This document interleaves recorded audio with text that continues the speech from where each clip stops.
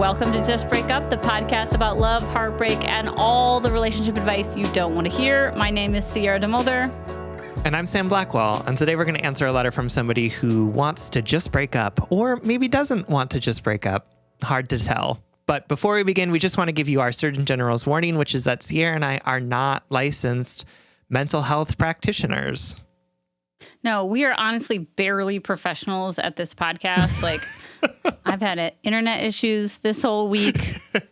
We don't have any, degrees in relationship advice. Nope. So please take all of our thoughts as you see fit in your life. We are just here to offer our humble and unaccredited musings to hopefully shed some understanding and maybe some laughs about the incredibly rewarding, but mostly confusing experience that is love.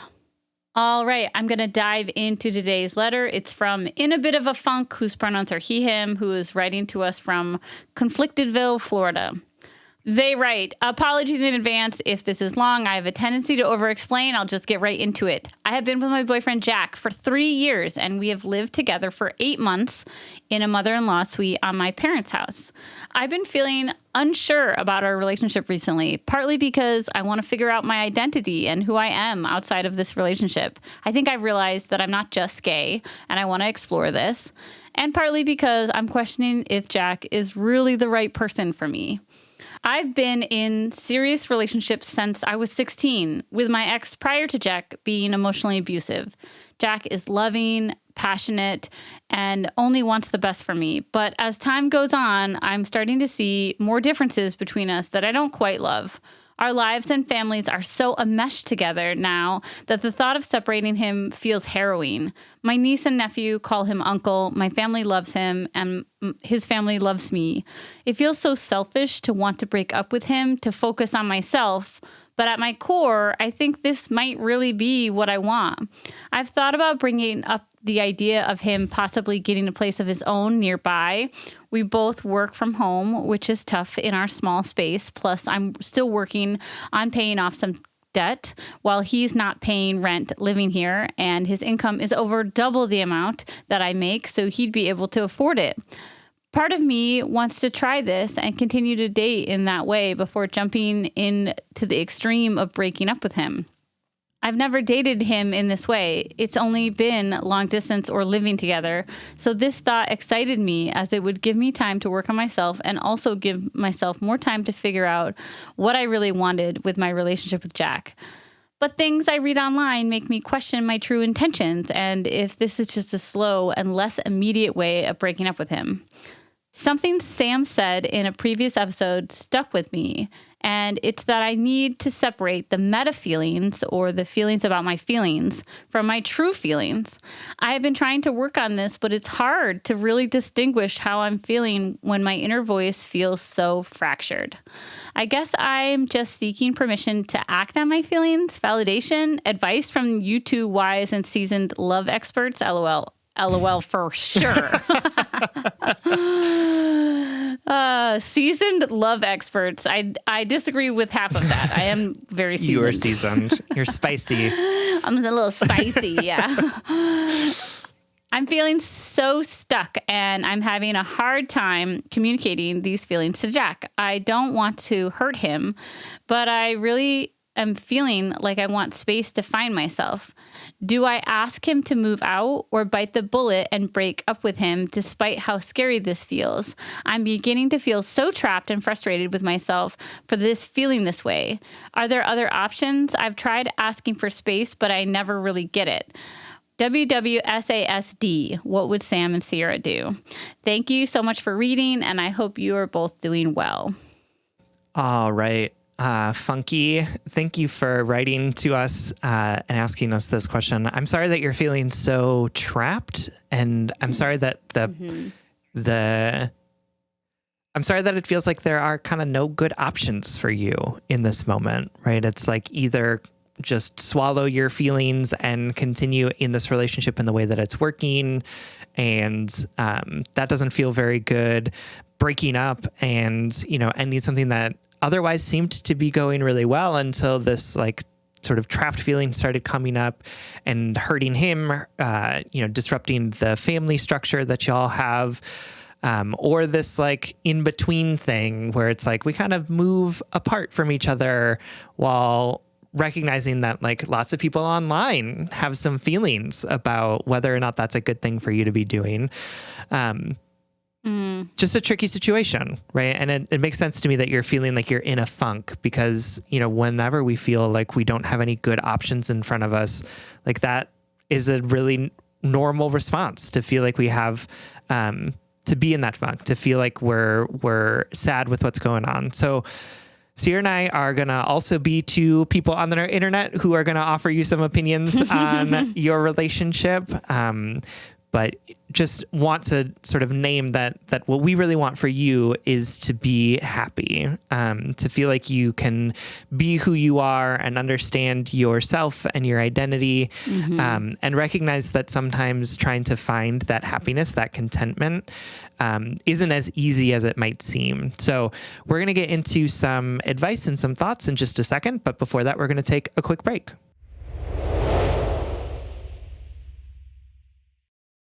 All right, my darling, thank you for writing and for trusting us with this letter. I think what Sam said was perfect, that like we ultimately want you to be happy. And a huge goal of Just Break Up has been trying to make more space or give more permission or, we've just been trying to make people trust their intuition more and to feel emboldened to ask for what they want or to listen to their instincts or whatever. So that is ultimately what I'm going to be telling you is, I'd love to imagine a world in which we were all able to like validate our feelings. What would that actual world look like? For sure. If we didn't constantly, negate or second guess or suppress our inner desires or, our needs because of whatever we've been taught or out of fear of hurting people or whatever. Honestly, I think I think the pendulum would swing. I think right now it's too much to one side where we aren't validating our needs, and the pendulum might swing where we just become like huge selfish a-holes all the time to everyone all the time. But I don't think that we are that as humans. Like I think that the appropriate nuance needs to be applied when we talk about this. We're not talking about being a selfish asshole and acting on all of your desires. We're just talking about being able to listen to yourself and your intuition and say, this is enough for me to make a decision. I don't need to prove its validity to other people. I don't need to look on the internet. I know that I'm unhappy right now. I know this isn't the relationship I want to be in. I know I want to look elsewhere or whatever it is. That's just what I'm saying, because I think it's so wild and relatable that we're not good at that. We're not. I remember when I was in a relationship, like one of the more serious relationships of my life, I was like so blatantly unhappy in that relationship, but I denied myself the permission to leave it because of a million things, because this person was really kind and I loved him and we had like a shared vision and my family loved him and all of these things. And at the same time, I remember a friend telling me that they were breaking up with their partner, like while I was in this unhappy relationship. And I remember her saying something like, yeah, I just told her that it wasn't working and I wasn't in it and that I couldn't be good to her anymore and that like I needed something else. And I remember being so shocked that was like, that she just gave herself permission to simple? End a long-term relationship. Yeah. I remember being like, what? It's just like, you can just do that, So yeah, like let's just imagine a world in which you don't need to write to, I'm so glad you did write to us, but what if everything you just said to us is true and real and valid? Yeah, no, absolutely. What happens now? I think that's so true. And I think, this this idea around like separating the meta feelings from the feelings is, I think, about like getting into our understanding of ourselves and our intuition, right? Like, I know that you're feeling like everything is so fractured. And I also, I want to name for you what I'm hearing from you about what your actual feelings about this relationship are, which is that you're feeling trapped, right? Like you're feeling suffocated by whatever is happening. You're feeling like you need more space to yourself because you feel like you're losing yourself from this. And you still really love this person, right? Like you still want this person to be part of your life. And then there are all these other feelings that are coming on top of those, which is like guilt about feeling this way, right? This anxiety about making the wrong decision or not trusting that this is like an okay thing for you to be feeling, right? Like this fear of disappointing other people in your life, right? Like that stuff is like coming as a secondary sort of wave to try and dismiss or belittle, I think, the important feelings that you're feeling, like the important thing that your body and your heart is trying to tell you, which isn't that Jack is a terrible person and you need to run away from him, right? Even though that's maybe like what the meta feelings are kind of telling you is what you're saying, but instead saying like, this is just not working for me. I'm unhappy, right? I'm feeling trapped, which are all understandable and beautiful emotions to be feeling, even if they are challenging and difficult and mean something might need to change about what your relationship looks like. And so I'm here to tell you, like Sierra said, I think that like something needs to change. Like, I don't think that the way that this is functioning currently is going to be successful for you as an individual or for your relationship with Jack, whether that's something that you want to continue with. And I also want to name, right, that like, I know that people online have a lot of feelings about other people's relationships. Sierra and I started an entire podcast to do that. So like, this is a little bit like the pot calling the kettle black. I'm laughing at the conversation we had before we pressed record, all about how like we didn't want to share our very strong feelings about like, particular letter that we're not answering. Yes, absolutely. Because people on the internet have lots of strong opinions about, you know, their worldview of hurting people and whatever. I know. Absolutely. Yeah. Absolutely. As you're saying. And but I think it's like, I don't think it's unreasonable for you to say we went from long distance to living with each other literally every day. And that is too much of a transition for me, right? Like, I think that's such a reasonable thing to, that's beautiful. You know what I mean? Like, it's not like you're like, you've been, you know, basically living together for 4 months and now you're moved in and you're like, what's happening? Right? Like, this is a huge transition with somebody who you haven't been in prolonged space with. And I think it's reasonable for you to think and maybe even enact the idea of like, what does it look like for us to live closer but not together for a period of time, to see what it looks like for us to develop a relationship with each other that isn't as extreme as we met, you know, like we've been long distance this whole time and now we're living together in what sounds like a very small space. Like, that doesn't seem unreasonable to me. The people on the internet might, but like, as a person who tries to live in nuance and understands that like people have unique experiences that maybe aren't exactly like mine, right? Like, I think that it makes a lot of sense that you would want to say, like, can we try something different?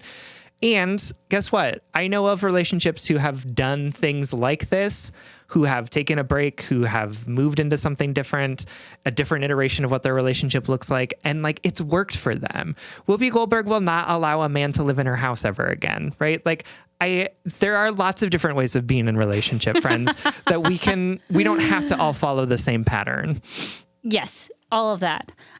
I will end on affirming you, but I'm going to speak to a couple things that I bet you fucking $50 or all the money in my bank account, which is like $59. What the internet was saying, like, you know, that if people want to, if people are having doubts about their relationship and they want to take a break or they want to move out or change their living situation, that they're just preventing the inevitable or whatever, or that you're just, I bet the internet was accusing you of wanting to explore and be with other people instead of actually working on your relationship. The internet has many opinions, as do we. We do. Let me just give you some tangible advice about how to move forward on this before I end by just reminding you yet again that your feelings are real and valid and something needs to shift, in your relationship dynamic. First, I want to ask you sincerely and have you genuinely reflect on why you feel as though you cannot explore who you are within the parameters of this relationship. Yeah. I've said this myself, and I've read it in so many of our letters. And I remember the moment that I realized, why I think people second guess when people are like, I just need to figure out myself, and I can't do it in this relationship, is because we assume that figuring out yourself often looks like dating other people or experiencing new things sexually or whatever. And I don't know what your exploration into yourself needs to be. And I think any of that is real, and reasonable. I needed to sleep with women to reconnect with my queerness. That is real. That is a tangible line that connects to those things. And also, I know that in my past relationships, I had a lot of codependent behaviors. I felt really smothered by them because I didn't know how to have an identity within a relationship outside of that relationship. Do you know what I mean? I didn't know how to have hobbies or to maintain my friendships or to pursue new things. I didn't know how to be independent in the relationship. So then, of course, I felt smothered. Of course, I felt like I needed to end the relationship that I liked, because I didn't know how to go out without them. I didn't know how to stay home without them. I didn't know how to make friends without them. I didn't know how to pursue hobbies without my partner. So I just want to say that, I want to ask you, why don't you think you can explore who you are within this relationship? Also, your queerness. I want to also just explicitly say it's totally okay if you feel like you need to explore the parameters of your queerness and your sexuality and your identity outside of the realm of this relationship or with other people that might look different than your partner. That makes sense to me. That's literally experimenting. And I use that word intentionally and with the positive connotation instead of the normal negative one. And I wonder what it would look like if you said to your partner, I'm having these feelings. Can we just explore them in conversation? Mm-hmm. You know what I mean? Not that you have to do that. I'm just offering you other things to think about. The other thing I want you to think about is when you have asked for space, what did that asking look like? Was it explicit? And why wasn't it received or granted? I'm really curious, were you truly saying I need space, or were you, stomping off after an argument, or, not, I don't mean that in a negative way, but I know that I'm guilty of not being explicit about my needs when I'm feeling stressed about my emotions. When I'm feeling confused about what I'm allowed to feel, those needs come out in bad ways, So, and also I'm concerned that if you have directly asked for space, that your partner hasn't given it to you, I want to know those two things. Well, and also I will name for myself too, right? I am somebody who also knows that I need space too. And I'm also terrible at asking for it, right? Yeah. You know what, it's yes, I've asked for space and then I don't get it. And it's because I haven't carved out the space that I need in order, I've been expecting it to just my partner to figure it out, intuit. Anticipate it. Yeah, absolutely. And it's no, actually, I have to do a double hard thing, which is first name that I need space and then also ask for it when I need it, right? Intentionally disappoint, quote unquote, my partner by saying I'm not going to come with you to that event. Actually, I'm going to stay home and spend some time on my own, right? Or I'm going to go out and do my own thing for the next few hours or whatever it needs, because part of it isn't that my partner isn't open to the idea of me taking space. It's that I'm so strung up on my own feelings about what taking space means that I don't do it for myself. So I want to like name that might also be something here, and that it might not be your partner not like giving you space, but just like your partner can't like read your mind and know what space looks like for you, or what it is, or what you need, or when you need it, right? Like you do have to do that for yourself. Yeah, exactly. That's exactly what I was saying, or what I was trying to get at. The last thing I just want to say is, if you, while doing all this self-reflection, and you are validating your desires and your instincts, and you're acting on them, and you're saying this is all real, if you then decide that this is not the relationship that you want, or that you want it to look different in some way, you know, putting the hurt under a rolling pin and spreading it out doesn't make it less hurt. You know, it doesn't lessen it. I think I'm guessing this is another thing people are saying on the internet, that like, you know, moving out and creating a different parameters for a relationship that you may potentially just feel like isn't the right relationship for you does not.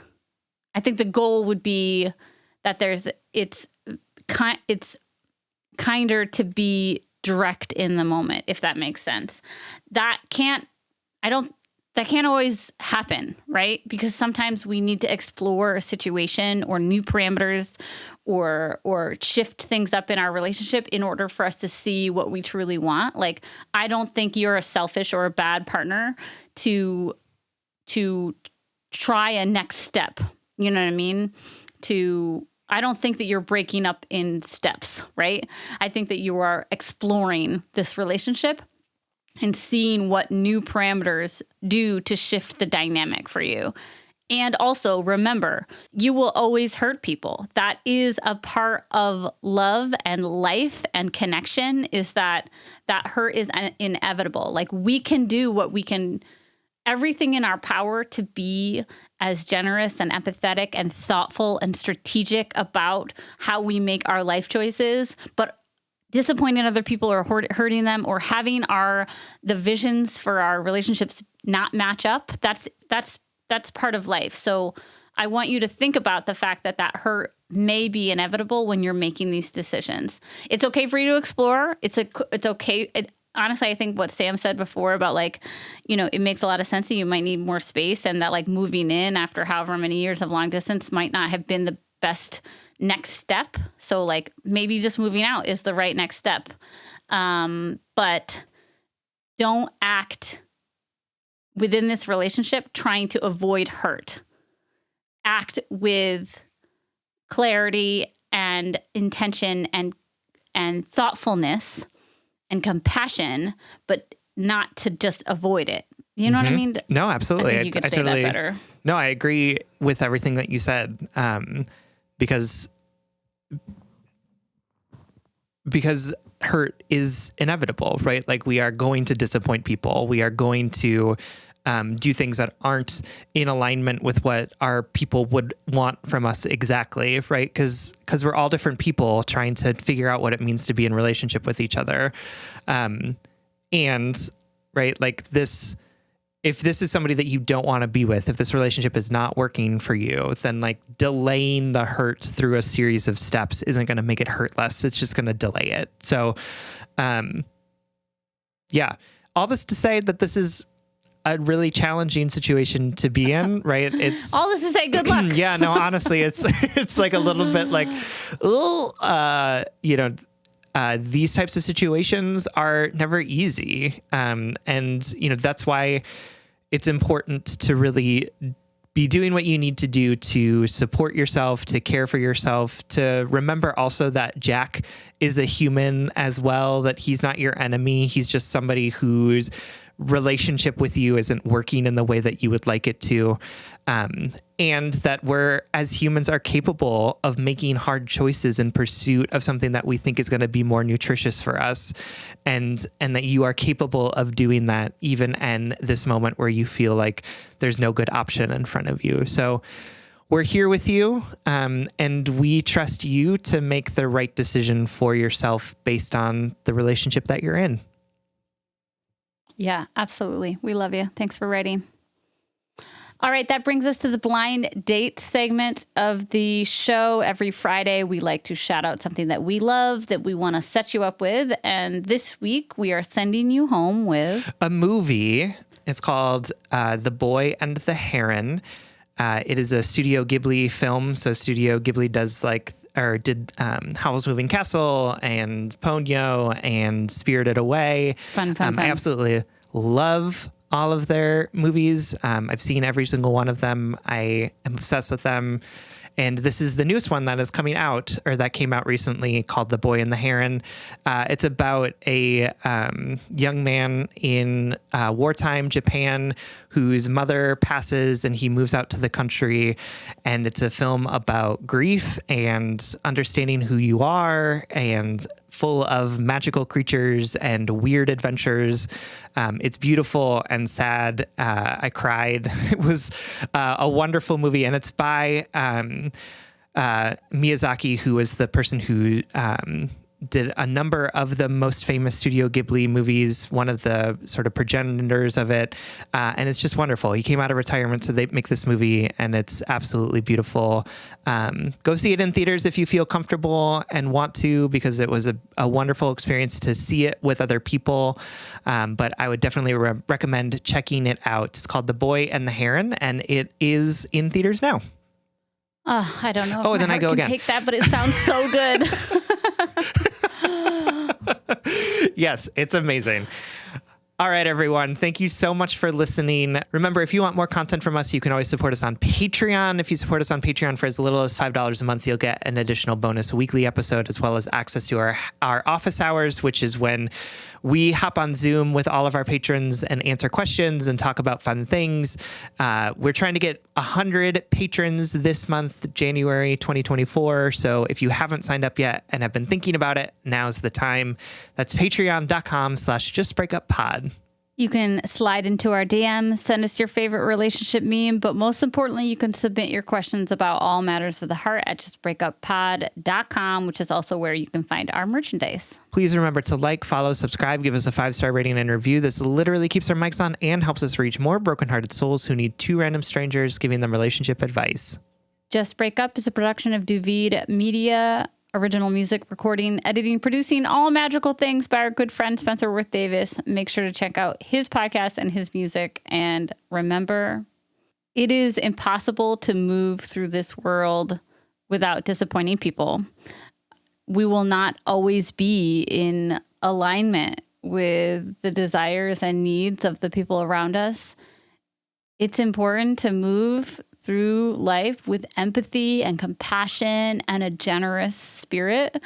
And also, it is an impossible expectation that we put on ourselves that we won't hurt people by being ourselves. So let's get rid of that expectation and be a little bit compassionate and be a little kinder to ourselves in this new year. And if all else fails, just break up.